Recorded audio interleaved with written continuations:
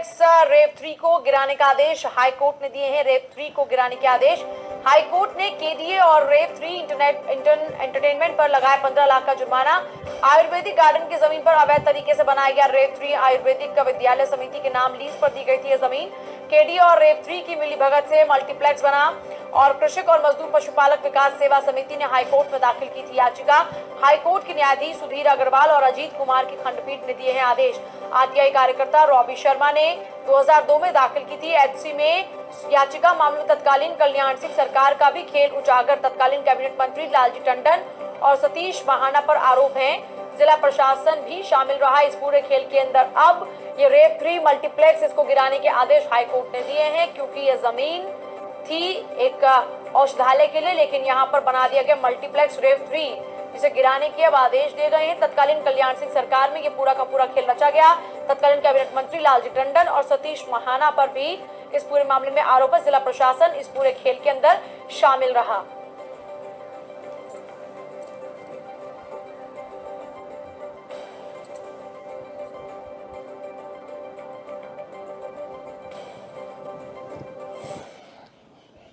मामला ये है कि ये जो जमीन है ये कानपुर के सबसे बड़े शमशान स्थल भैरव घाट पे है और इसका जो है नाम भी बरनी घाटी लिखा हुआ है। इसकी लीज जो है क्या हुआ कि यह जमीन जो कि बड़ी थी, यह पास ये मीडिया हाउस वाले रहते हैं जिन्होंने रेव 3 बनाया था। इन्होंने इसको हड़पने की योजना बनाई। उस टाइम पे यहाँ उपाध्यक्ष आया था नरेश नंदन प्रसाद और यहाँ पे डीएम था बीएस भुल्लर और इन्होंने योजना बना करके इनको हथियाने के लिए लेटर लिखे, फर्जी लेटर लिखे जिसमें शासन को लिखे और उन्होंने उस टाइम पे जो मीडिया ग्रुप के जो मालिक थे वो एमपी भी थे और भाजपा की सरकार थी, कल्याण सिंह मुख्यमंत्री थे। उन्होंने डायरेक्ट बातचीत उनकी हो गई तो सर आपको बहुत कुछ ऑर्डर में मिल जाएगा, फाइल पे मिल जाएगा। और इस तरीके से यहाँ पे छुपा करके लैंड यूज वहाँ प्रस्ताव भेज के अंततोगत्वा इन्होंने पास करा लिया और फर्जी ऑक्शन भी कर ली जिसके अंदर 3 पार्टियाँ इनके मिलने वाले थे, जिसके अंदर एक्सपीरियंस का कोई शर्त नहीं लगाई गई थी क्योंकि इसको हथियाने के लिए रेव एंटरटेनमेंट जो बना था केवल 2-4 महीने पहले उसको इनकॉर्पोरेट करा गया था, जिसमें महेंद्र मोहन जी फर्स्ट डायरेक्टर और एक विक्रम कोठारी फर्स्ट डायरेक्टर थे।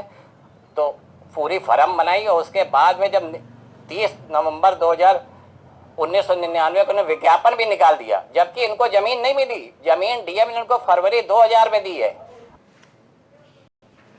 ये हमको जमीन 90 वर्ष के पट्टे पे मिली थी, नजूल की जमीन थी और इसमें इन्होंने कहा था कि पेड़ पौधे विद्यार्थियों को पढ़ने के लिए वनस्पतियों का ज्ञान आप देंगे। उस समय तत्कालिक जो मिनिस्ट्री थी वो बीजेपी की थी जिसमें लालजी टंडन कैबिनेट मंत्री थे, नगर विकास मंत्री और नगर विकास राज्य मंत्री माननीय सतीश महाना थे।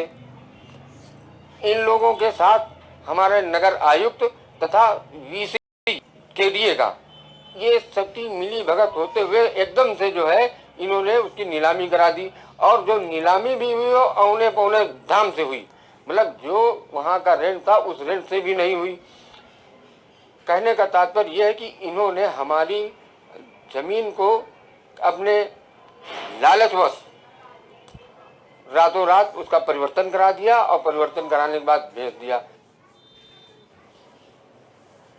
अश्विनी निगम हमारे साथ हमारे संवाददाता फिलहाल फोन लाइन पर। अश्विनी, खुलासा हो चुका है, अब कार्रवाई शुरू हो चुकी है क्या? क्योंकि आदेश है हाईकोर्ट के कि इस प्रॉपर्टी को गिराया जाए।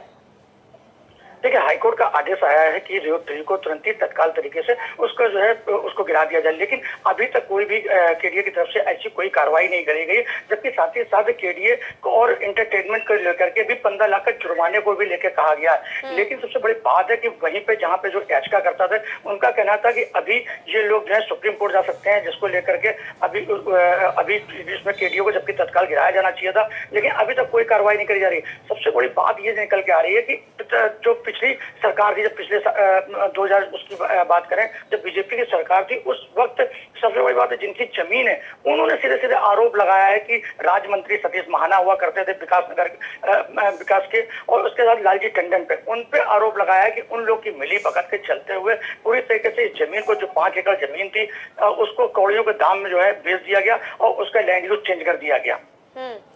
और ये सब कुछ अनऑफिशियली वे में चल रहा था सबकी मिली भगत के तहत, वो चाहे तत्कालीन सरकार हो और चाहे केडीए हो। मेरे को कहना सही है कि उस टाइम पर जो नगर आयुक्त थे वो और केडीए के जो विकास प्राधिकरण के तत्कालीन थे बीसी थे, उनके साथ ही साथ मिलकर के जो पूरा खेल पूरी तरीके से उसमें रचा गया और उस जमीन को जो 5 एकड़ की जमीन थी औषधि को लेकर के जो पेड़ लगाए गए थे उसको लेकर के वहाँ विद्यालय भी हुआ करता था। उस जमीन को पूरी तरीके से वहाँ पे लैंड यूज नहीं चेंज हो सकती थी और 90 साल के पट्टे भी दी गई थी, जो कि 30 सालों बाद उसे रिन्यूअल किया जाता था। लेकिन 30 साल जब उनके 60 साल हुए थे उसके बाद जब रिन्यूअल के लिए दिया गया तो उन्हें इसकी जानकारी नहीं दी गई और उस जमीन को कौड़ियों को भाव उसको जो है बेच दिया गया। और इसके अलावा सबसे बड़ी बात है कि जो उसका विज्ञापन निकलता है वो भी नहीं निकाला गया, वो एक दिल्ली के पेपर में निकाला गया, जिससे कि कोई भी उसकी जानकारी न लग पाए कि उस जमीन को केडीए अपनी पूरी तरीके से और मंत्रियों की मिली भगत के चलते हुए किसी को कौड़ियों को दाम बेची जा रही है। चलिए, बहुत शुक्रिया आपका फिलहाल तमाम जानकारी के लिए अश्विनी।